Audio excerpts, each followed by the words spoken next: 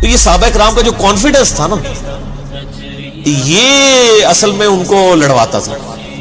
اس confidence کے آگے پھر کوئی دنیا کی سپر پاور ٹھہر نہیں سکتی.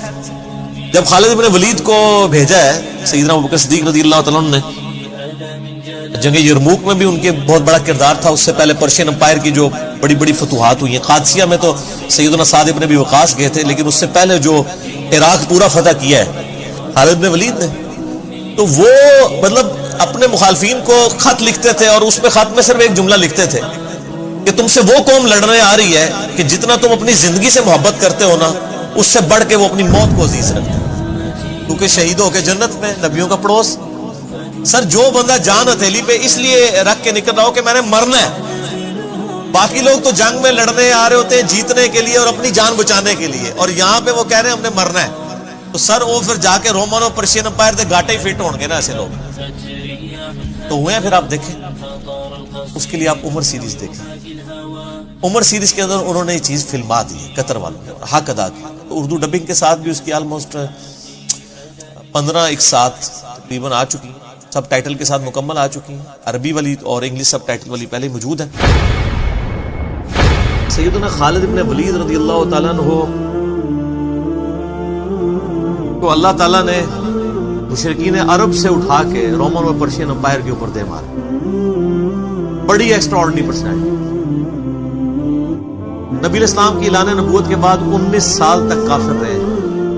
اس 19 سالوں میں موت بھی آ سکتی تھی، لیکن اللہ نے زندہ رکھا.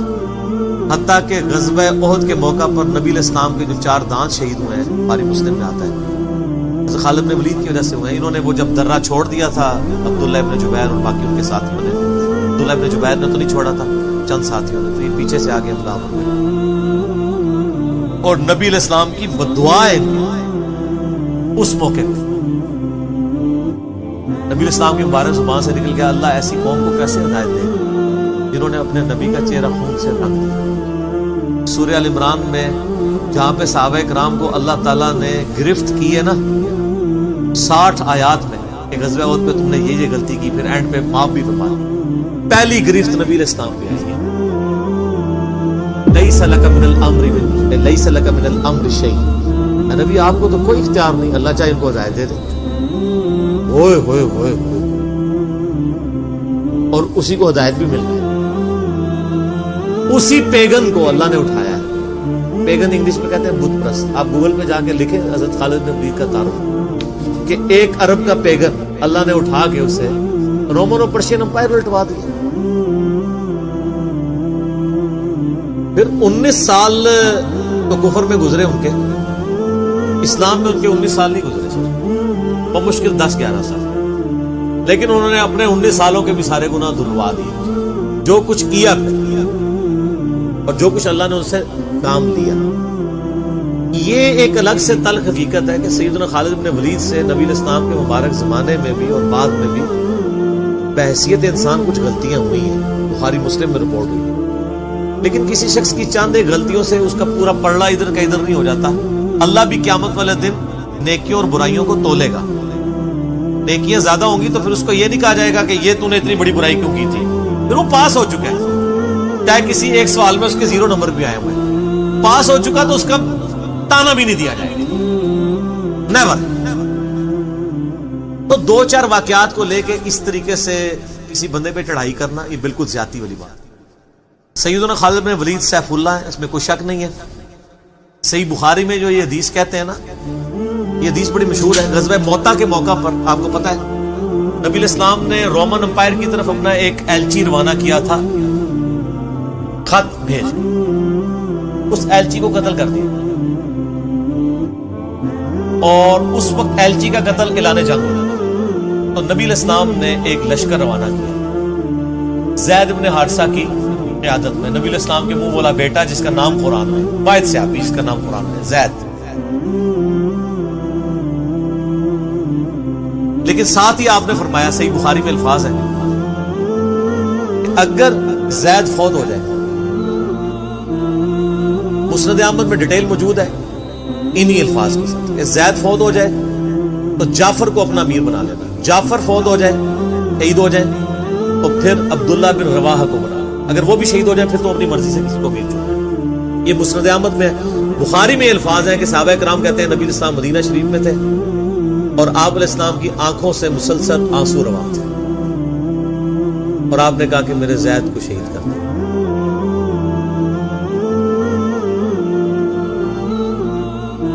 اب مسلمانوں کا پرچم جعفر نے تھاما. جعفر بھی حضور کے لاڈلے سے آپ کو پتا ہے، جعفر طیار حضرت علی کے بھائی، جن کے بارے میں بخاری میں آتا ہے کہ ان کے 2 بازو کٹ گئے تھے تو آپ علیہ السلام فرمایا میں نے اسے جنت میں اڑتے ہوئے دیکھا، اللہ نے اس کو 2 پر دے دی.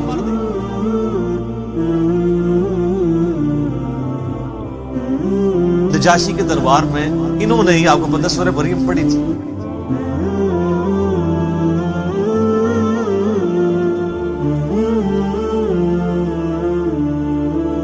پھر آپ نے فرمایا کہ جعفر کو شہید کر دیا گیا. اب عبداللہ ابن رواحہ نے پرچم تھا، پھر آپ نے فرمایا اسے بھی شہید کر دیا گیا. پھر آپ نے فرمایا اب اللہ کی تلواروں میں سے ایک تلوار کو مسلمانوں نے اپنا امیر چن لیا اور میں اللہ سے امید کرتا ہوں اللہ تعالیٰ اس کے ہاتھ میں فتح دے اور فتح ہو بھی گئی. یہ بخاری کی جو حدیث ہے نا، اس کے اوپر امام بخاری نے باب باندھا ہے مناقب خالد ابن ولید. حالانکہ اس میں خالد ابن ولید کا نام نہیں تھا، لیکن اس حدیث کے اوپر باب کیا باندھا؟ خالد ابن ولید، کیونکہ وہ سیف اللہ وہ تھے. سیوف من سیوف اللہ، اللہ کی تلواروں میں سے ایک تلوار کے ہاتھ میں جھنڈا آ گیا، اللہ تعالیٰ فتح دے گا، فتح ہو گئی. باقی حضرت خالد بن ولید رضی اللہ تعالیٰ کی پرسنالٹی یعنی بڑی ایکسٹراڈنری ہے. آپ دیکھیں کہ آلموسٹ ان کی جو عمر مبارک ہے وہ بلو 45 تھی جب وہ فوت ہوئی حضرت عمر کے دور کے اندر. حضرت ابوبکر صدیق کے دور کے اندر وہ آرمی چیف تھے. وہ سر عمر سیریز پھر دیکھیں تو آپ کو پتا چلے انہوں نے ایک ایک چیز فلمائی ہے. مسلمہ کذاب کے خلاف قتال میں کون لیڈ کر رہا تھا؟ خالد بن ولید. جتنے عرب کے قبائل مرتد ہوئے ہیں ان کے خلاف حضرت خالد بن ولید کو بھیجا. اور اس کے بعد پرشین امپائر کا جب جہاد شروع ہوا ہے تو شروع کی ساری مہمات میں حضرت خالد بن ولید تھے. تو کرتے کرتے اس دوران کچھ واقعات رپورٹ ہوتے تھے ایسے. حضرت ابوبکر صدیق سے حضرت عمر مخالفت کرتے تھے. وہ کہتے تھے یہ اپنی طرف سے کچھ ڈسین کر لیتا ہے، اس کو چاہیے کہ امیر کی اطاعت کرے. حضرت ابوبکر صدیق کہتے تھے کہ اگر وہ میرے حکم کا انتظار کرے گا تو 1 مہینہ تو خط پہنچنے میں لگے گا، ایک جانے میں اس وقت تک اس کے ہاتھ سے موقع ہی نکل جائے. تو میں نے اسے اختیار دیا ہوا ہے. وہ موبائل فون یا کوئی اس وقت واٹس ایپ تو ہے نہیں تھا. لیکن حضرت عمر ذرا ڈسپلن کے بہت سخت تھے. وہ کہتے تھے اس طرح ان کو خود ڈسین نہیں لینا چاہیے، کیونکہ اس میں 1-2 مسئلے ان سے مس ہینڈل بھی ہو گئے. جب اتنے بندہ کام کر رہا ہوتا ہے 1-2 مسئلے تو مس ہینڈل ہو جاتے ہیں. ہم سمجھتے ہیں مس ہینڈل ہونے کا مطلب ہے 0 سے ملٹیپلائی. ایک طبقہ یہ سمجھتا ہے، دوسرا کہتا ہے نہیں کہ چونکہ اس کی شان بہت ہے لہذا مس ہینڈل ہو نہیں سکتا. یہ دونوں ایکسٹریم ہیں. وہ پیغمبر ہی ہے جس کو اللہ تعالی نے رول ماڈل بنایا، وہی بیلنس ہے. تو جنگ یرموک کا موقع جب آیا، رومن امپائر کے خلاف فیصلہ کن جنگ تھی، عین میدان جنگ میں حضرت ابوبکر صدیق فوت ہو گئے. حضرت عمر نے پہلا ڈسیژن یہ کیا کہ خالد بن ولید کو آرمی چیف کے عہدے سے معزول. ہائے ہائے سر، بالکل آپ آخری اوور چل رہے ہو اور آپ کا جو پلیئر سینچری میں سینچری مار رہا ہو، آپ اس کو کہیں اس کو واپس آ جاؤ اور ایک نیا پلیئر بھیج دیں. جو کریز پہ سیٹ تھا اس کو آپ واپس بلا لیں. یہ وہ شخص کر سکتا ہے جس کا خدا پہ یقین ہو. تو اور آپ کو پتہ ہے حضرت عمر کے رشتہ دار تھے قریبی، انہی کے قبیلے سے تھے حضرت خالد بن ولید. حضرت خالد بن ولید کو پتا تھا کہ یہ اگر عمر خلیفہ بنے گا نا تو پھر میرا معاملہ پہلے ہوگا.